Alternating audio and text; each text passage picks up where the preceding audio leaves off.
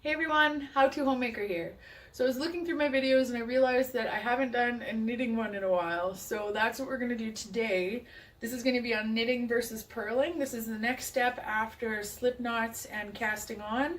You need to learn how to knit and purl before you can really do anything.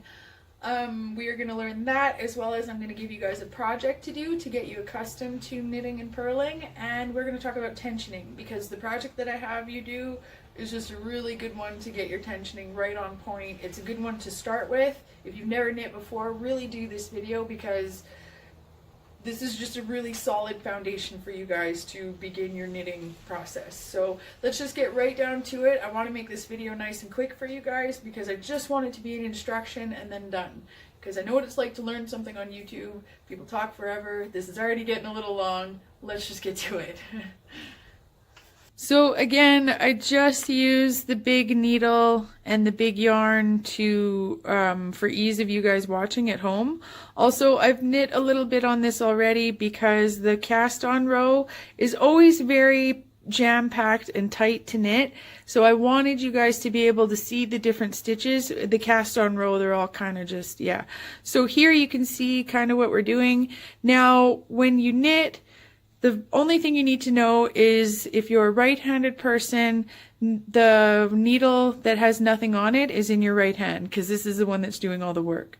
So you take your left hand, put the needle from the front to the back, and you go with the first loop, push it through, make sure that you push it all the way through so it gets on the shaft like that, and then that's the way it looks all the way around, so you guys can see that.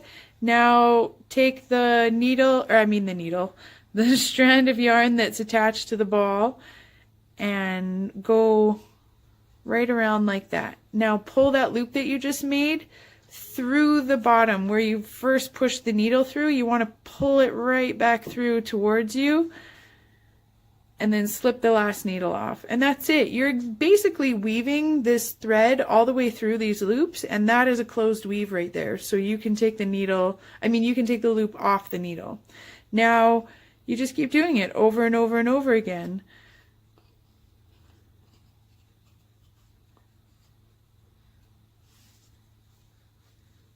Try and stay as centered as I can there for you guys, so you can see what I'm doing from front to back. Push it through,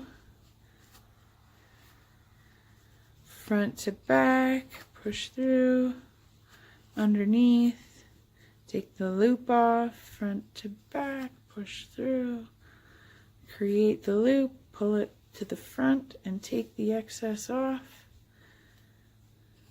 front to back, bring that loop forward and take the old one off, and you're just transferring the work onto that needle. And that is a knit. We're about to show you, or I'm about to show you, it's just me here, a purl is what I'm trying to tell you and not sound too crazy.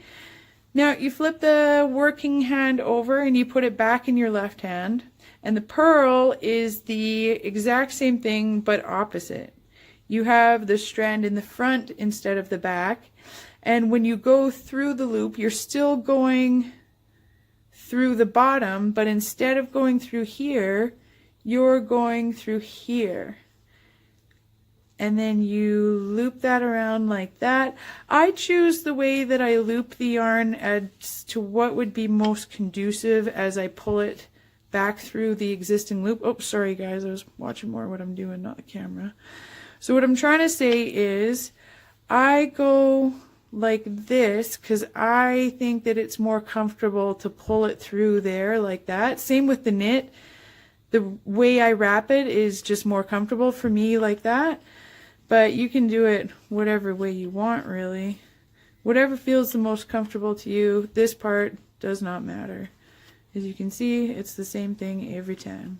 So long as you are pulling a loop through the front, that is a purl. Now we're going to talk about the project I want you guys to do.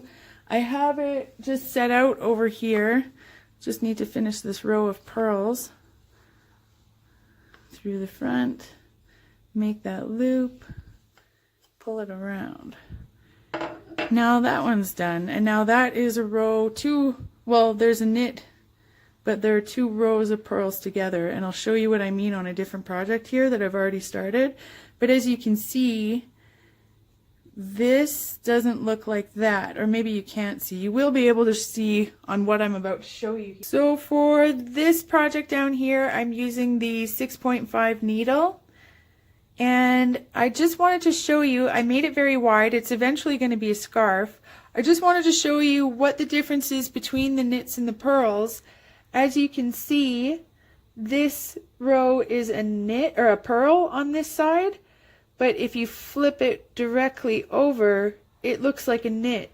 So when you're purling on one side, it looks like a knit on the other, and when you're knitting on one side, it looks like a purl on the opposite side. So just keep that in mind and try and see what I mean when you're doing your own project like this. I do want you guys to make a scarf out of small needles. This is a really good project, first project.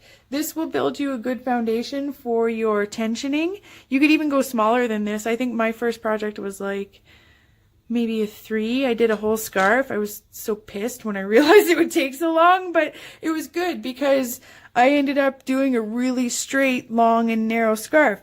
So when I was showing you how to knit and I was telling you to bring the wool beyond the taper of the needle, that's really important when you're tensioning. You don't want to go tighter than that. You don't want to go looser than that, because then when you go tighter, your project starts to go in, and then when you go looser, it goes out, and it's just ridiculous. So if you have that, just do that, stick it through like that, and then make sure that your loops are always fitting on here, no more, no less. Then if you ever have any issues when you're done your project, all you have to do is do like a little pull or a little spread apart like that. And then you already have created the no more, no less space that you need in there. So when you pull it, it's not going to like yank out and pull and stretch funny. You've already did the prep work. So that's all there is to tensioning. This is a really good project for you to start with. I'd really like it if you guys did a scarf like this. Don't go 50 stitches across. This is crazy. I just wanted to do something wide. And it's so thin, it can be folded in half, so it's not a big deal. But I would start out with, just so you don't get frustrated, go 20 back and forth. And it's just a fun, easy, kind of long, but worth it project for you to start with. So build your foundation, do this. I promise you it's a good idea. And remember, everyone makes mistakes. What matters in life is what you do about it. So I'm going to sign out, and you guys get to knitting, because there is a lot more fun projects that I want to do. So get doing this right away. Next video is going to be on increasing and decreasing stitches. That's the first fun project. Okay, see you soon, guys. Bye.